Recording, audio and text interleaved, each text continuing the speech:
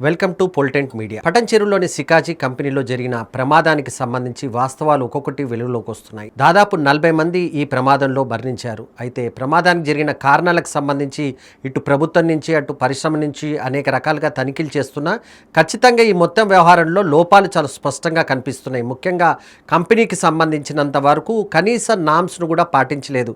నిజానికి 1980స్లో ఈ కంపెనీని స్టార్ట్ చేసినప్పటికీ ఇప్పటి వరకు కూడా ఆధునిక టెక్నాలజీ అనేది ముఖ్యంగా ఫైర్ యాక్సిడెంట్స్ సంబంధించి అనేక కొత్త ఎక్విప్మెంట్స్ వచ్చినప్పటికీ పాత ఎక్విప్మెంట్స్నే ఇప్పటికీ అక్కడ వాడుతున్నట్టుగా సమాచారం అందుతుంది. ఏదైతే ఈ మొత్తం వ్యవహారానికి సంబంధించి తనిఖీలు నిర్వహిస్తున్న సమయంలో కొన్ని చాలా దారుణమైన విషయాలు ఒక్కొక్కటిగా వెలుగులోకి వస్తున్నట్టుగా మనకు కనిపిస్తుంది. ముఖ్యంగా కంపెనీలో ఉన్న ఉద్యోగుల భద్రతకు సంబంధించి పెద్దగా యాజమాన్యం పట్టించుకున్నట్టుగానే సమాచారం అందుతుంది. చాలా సార్లు ఇక్కడ ఫైర్ యాక్సిడెంట్ కి సంబంధించి మాక్ డ్రిల్స్ చేయాల్సి ఉంటుంది. ఏ కంపెనీ అయినా ఏడాదిలో ఒక్కసారైనా ఇలాంటి తనిఖీలు అనేది ఒకటి చేస్తుంది. కానీ ఈ కంపెనీకి సంబంధించినంత వరకు ఇప్పటి వరకు ఎలాంటి తనిఖీలు నిర్వహించలేదు. అదేవిధంగా ఫైర్ యాక్సిడెంట్ జరిగినప్పుడు కూడా, పేలుడు జరిగినప్పుడు కూడా వెంటనే వాటిని ఆర్పేయడానికి ఉండాల్సిన ఎక్విప్మెంట్, ఎందుకంటే ఇది కెమికల్ ఫ్యాక్టరీ కావడం చేత ఇక్కడ ఏ చిన్న మంట జరిగినా చాలా పెద్దగా విస్తరించే అవకాశం ఉంటుంది. కానీ వాటిని అదుపులోకి తీసుకురావాల్సిన చర్యలను చేపట్టడంలో యాజమాన్యం విఫలమైనట్టుగా కనిపిస్తుంది. ఎట్టకేలకు యాజమాన్యం స్పందించి ఒక్కొక్కరికి ₹1 కోటి అందజేస్తున్నట్టుగా